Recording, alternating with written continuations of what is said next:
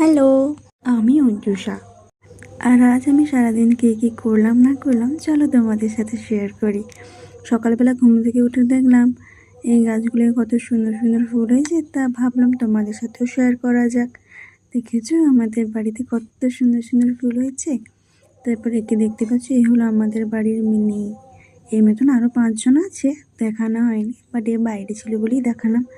তারপর তো রেডি হয়ে কলেজ চলে গেছিলাম। সেখানেই এই বান্ধবী একটা বেল নিয়ে গিয়েছিলো, বেল মাখা করেছিলাম, একটু খেলাম। বেলটা না কাঁচা ছিল জানো তো, এতটা টেস্ট লাগেনি, একটু কষা কষা মতন লেগেছিল।